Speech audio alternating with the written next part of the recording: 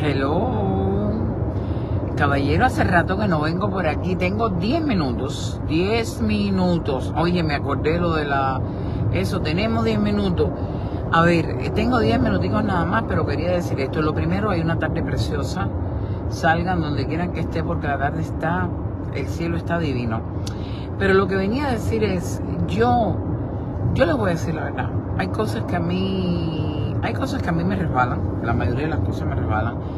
Pero hay cosas que a mí me molestan. Y una de las cosas que me molesta es la ignorancia. Yo creo que de niña mi padre me dijo tanto: aprende, cultívate, estudia, lee, para que te des cuenta que lo mismo no te van a poder quitar en la vida. Querida, es el conocimiento, que eso se me metió en la cabeza. Pero yo creo que más que nada fue por lo que dijo el apóstol: ser cultos para ser libres. Y yo les digo una cosa, la ignorancia es atrevida. A mí me molesta, de verdad me molesta. A veces me molesta la gente ignorante. Yo sé que alguna gente va a decir: ay, pero eso que usted ha dicho suena. No. Hay gente que a veces, mira, no me molesta la gente que no ha podido estudiar, la gente que no se ha podido preparar. Me molesta la gente ignorante. Y la gente ignorante no es el que no sabe. La gente ignorante es el que, pudiendo aprender, no quiere. El que, pudiendo avanzar, no avanza. El que, pudiendo cambiar y evolucionar, no lo logra. Yo tengo en el canal de las emociones en YouTube una directa que yo hice, un video, muy empezando, donde yo dije: eres de las personas que tu familiar en Cuba te dijo, llegaste a los Estados Unidos y cambiaste, ya no eres el mismo. Y yo decía: bueno, pero si es que tu familia en Cuba, si vio que cambiaste y evolucionaste cuando te fuiste, a ver, pienso yo que le pasa lo mismo a un senegalés, o le pasa lo mismo a un angolano, o a cualquiera que sale de un país, incluso primitivo, no ni tan siquiera en dictadura, llega a otro y aprende. Lo que debería querer tu familia es que dejes los ariques detrás, que dejes la miseria mental detrás y que llegues a un lugar y aprendas. En estos días, desde que ocurrió la entrevista de Otaola y Destino, por supuesto, la entrevista ha sido una maravilla, donde Alexander Otaola, yo no voy a entrar en detalles si le ganó o no ganó, yo creo que la entrevista va ganando desde el momento en que ocurre, cuando dos personas pueden conversar, pero sobre todo cuando un cubano que está trabajando por explicar lo que pasa en Cuba para que otras comunidades lo aprendan, se digna del deseo de ir al canal de un dominicano y contar qué es lo que pasa en mi país, ya vamos ganando. Es decir, desde que Otaola decidió ir al canal de Destino, creo que estaba ganando, porque cualquier foro, cualquier espacio donde un cubano pueda levantar la voz, ir y contar algo, ya es un win-win. Pero además de eso, claro, por supuesto, Otaola es un individuo que conoce lo que pasa en su país, que lo trae, ha vivido la dictadura, ha vivido la represión, ha vivido, como todos los cubanos, alguna pena por haber vivido en dictadura, así que evidentemente es un tema que él maneja, conoce y que lo apasiona. Pero además Destino no solamente es dominicano, creo que es un individuo que está interesado en hablar con la comunidad cubana, habla con una parte de la comunidad cubana que no habla de lo que pasa en nuestro país, que habla de la música, del reggaetón, de que se llevaron a Chocolate preso, o de que el Tiger ha hecho una directa diciendo que tiene problemas con la adicción, como lo dijo el otro día.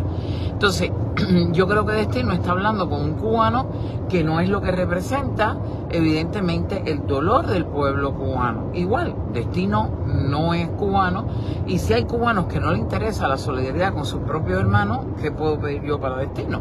Es decir, yo no vengo aquí a decir nada que Destino debería enterarse. Hay cubanos que no se enteran, imagínense. Pero evidentemente Otaola dio una magistral explicación de lo que pasa en nuestro país, en un ambiente de tensión, porque la entrevista se mantuvo tensa, lo cual estoy segura que hay que tener una aguja en la lengua para poder contestar cuando te das cuenta que ha habido tensión de la otra parte. Pero eso no es lo que yo vengo a hablar. Yo vengo a hablar de personas que yo hasta el momento he creído inteligentes, personas que yo he creído que de verdad se han enterado de lo que pasa en su país. Ahora resulta ser que hay un meme, y lo veo en la página de alguien que no lo quiero decir, que una persona con la que yo he tenido buena relación, que lamentablemente no sé por qué, cuando fui a comentar en su perfil de Facebook no me ha dejado. Hay otra gente que está comentando, pero no sé por qué razón a mí no me deja comentar. Tú sabes que Facebook tiene mucha, ahora puedes comentar, ahora no puedes comentar. Bueno, esa persona que yo antes sí podía comentar en su post, pues ahora no puedo. Pero ha compartido un cartel que estoy segura, vaya, te garantizo que mañana cuando te hago la directa, si es que hablara de esto, le están haciendo campaña, porque si tú pones un cartel diciendo Alex Hanna para multas, en la directa con Destino, Otaola dice, cuando le preguntan, ¿qué hiciste tú en Cuba? Una pregunta absolutamente tonta, una pregunta vacía, porque se supone que nosotros cuando salimos de Cuba es cuando verdaderamente vamos a hacer cosas nuevas, cuando vamos a aprender, cuando vamos a evolucionar. Preguntarle a alguien o decirle a alguien, tú no puedes hablar de la libertad de tu país cuando te quitaste la doctrina, cuando aprendiste cosas nuevas, cuando se te ocurrió un parón, por ejemplo, que es una toma de conciencia, y ves que está funcionando cuando Díaz-Canel sale y dice las remesas y está la dictadura mortificada porque han perdido las remesas que nosotros, los chulos de nuestro pueblo, mandamos, a pesar de que yo también he mandado medicina y he mandado lo que hemos hecho todo. Y un día despertamos y decimos, caramba, pero si es que estamos manteniendo a nuestra familia y también a su victimario. Eso ustedes ya lo saben. Pero lo interesante, lo que es muy bruto, muy primitivo, es que alguien pretenda, por ejemplo, que alguien que dentro de Cuba no se manifestó o no habló o no dijo algo, ahora que está afuera, pues como no lo hizo en Cuba, no lo haga afuera. Y yo digo, ¿y qué es lo que hemos aprendido? En libertad, ¿qué hemos aprendido cuando nos desprendimos de la doctrina? ¿Qué es lo que hemos aprendido cuando hemos llegado del tercer mundo al primero, de la dictadura a la democracia? Se supone que lo que tenemos que hacer aquí es aprender la democracia, la libertad de expresión, cosas nuevas, cómo el mundo se libera de estos lastres de las dictaduras y hacer cosas que nos parezcan a nosotros, errados o no, que en el caso del parón está evidenciado que la dictadura está aquí, porque no solamente el turismo está malo, sino que nosotros hemos tenido un llamado de conciencia y no estamos mandando ni los Nike, a lo mejor un zapatico cualquiera, ni los $200 para que te vayas de vacaciones, etcétera, etcétera. Por eso le llamo toma de conciencia al parón propuesto por Otaola. Entonces, imagínate tú, gente, que te pregunte, ¿tú qué hiciste? Yo esa pregunta, te digo la verdad, a mí, que nadie me la haga porque me voy a reír en su cara, porque esto no se trata de lo que yo hice, sino de lo que yo aprendí y lo que estoy haciendo hoy, el compromiso que he ganado, el crecimiento personal es lo que verdaderamente cuesta, es un parto, pero además lo que vale. Entonces, después, bueno, porque como tú no hiciste en Cuba, tú no lo puedes decir. Imagínate tú, yo viví con un hombre celoso y se supone que como yo viví con un hombre celoso, yo no le puedo decir a mis hijas, evita vivir con un hombre celoso. Es una locura, pero es una locura de gente ignorante, y gracias a Dios no es la mayoría. Entonces vemos a estos que dicen, Otaola, entre las cosas que le dice a Destino cuando le pregunta, ¿tú qué hiciste en Cuba? Le dice, bueno, primero, no compartir, primero, no apoyar, no ser comunista, una huelga de brazos caídos, no cooperar con el sistema, no delatar a nadie, es suficiente ser homosexual abiertamente y enfrentarme a las críticas, cuando el propio Fidel Castro hizo videos, hizo discursos diciendo esos afeminados que andan por ahí con pantaloncitos apretados no son revolucionarios. Es decir, el propio Fidel Castro dijo que gente como Otaola, que era homosexual, no eran revolucionarios y que la dictadura o la revolución, como él le llamaba, no lo iba a permitir. De manera que si tú en aquella época decías yo soy homosexual, automáticamente eras anticastrista, porque lo que Castro decía es que tú no eras parte de la revolución ni eras parte de nada bueno. Así que solamente salir del closet en Cuba, no solamente es que te podrían llevar a la OMAP, no fue el caso de Otaola, porque cuando Otaola ya es un adolescente, ya la OMAP, ellos se dieron cuenta que era un desastre, se dieron cuenta que era un llamado al mundo para decir que eran unos brutales asesinos y la habían cerrado. Pero es que yo digo, cuando Otaola dice yo peleé multas y alguien dice, bueno, llama a Alex Hanna porque peleé multas. Y yo digo, hay que ser ignorante para creer que Otaola está hablando de multas de tráfico, que probablemente nunca manejó. O multas porque era melolico en la parada y vendía cosas y no tenía el carnecito. No, hay que ser estúpido, porque de verdad voy subiendo la parada. Porque es que creo que lo terrible es cómo engañan a los demás con su propia ignorancia. Señores, ¿ustedes no vieron el caso de Denis Solís? ¿Por qué fue? Denis Solís le impusieron aparentemente una multa, o lo paró la policía, o lo querían multar, lo que fuera, lo querían regañar, lo que sea, y se lo llevaron por desacato. En Cuba hubo una ley que fue derogada en el año 79, donde a ti te llevaban preso y te ponían multa, y se llamaba la ley del vago, solamente porque tú no querías trabajar para el Estado. En los años en que yo era una niña, a ti te podían multar por no firmar el registro de direcciones. ¿Y qué cosa era el registro de direcciones? Tú ibas a casa de tu hermana Teresa, que vivía en Matanza, y tú tenías que ir a tu CDR y darle a la presidenta de tu CDR el teléfono, el carnet de identidad, la dirección de Teresa, tu hermana que vivía en Matanza. Y Teresa, tu hermana en Matanza, tenía que ir al CDR y dar la dirección y el carnet de identidad tuyo, y sobre todo decir el tiempo, así nos controlaban. Y si tú de alguna manera eras multado por cualquier cosa, en La Habana, que yo recuerdo, multaron homosexuales por ponerse polvo en la cara. En el Copelia llegaba la policía y te pasaba la mano, y si sentía que un muchacho gay se había puesto polvo, lo podía multar. Pero no solamente multar, llevarte preso, había multas por no ir a la cita del servicio militar. Es decir, no estamos hablando de multas de carro, es decir, de manejar o llevarte una amarilla o de doblar cuando no hay izquierda. Y yo me pregunto, ¿de verdad alguien? A ver, no es el meme, y estoy segura que Otaola se va a reír, pero no me importa el dilema del meme Otaola, que no le va a dar importancia.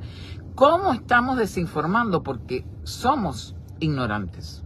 ¿De qué manera podemos trivializar y aligerar que alguien diga, yo discutí multas, discutir una multa, no de tránsito, discutir una multa porque te aplicaban la ley del vago, porque simplemente no habías ido, no te habías presentado al servicio militar? Es que te ponían multas para todo. A los periodistas independientes, y tengo por ahí datos, a los periodistas independientes les ponían multas. Hemos visto gente que se la han llevado presa porque los han multado por hacer cosas, y hubo un periodista que hace un par de años se lo querían llevar preso y le querían poner la ley del vago, que ya está derogada desde los años 70. Entonces, que tú salgas y digas, cuando Otaola dijo, yo discutí multas, y eso te hacía una persona contestataria contra el sistema, claro que sí, por supuesto, porque en Cuba cualquier cosa, cantar música de los Beatles, oír música de los Beatles, no trabajar para el Estado, todo era contrarrevolucionario, y por todo te podían llevar, desde preso a un campo de concentración, o ponerte una multa, o simplemente hacerte un mitin de repudio. Y yo digo, pero esta gente llegó a los Estados Unidos y no aprende nada, no se sabe la historia, no se sabe la cantidad de cosas que vivimos los cubanos, que nos acosaron por cualquier cosa. Multa por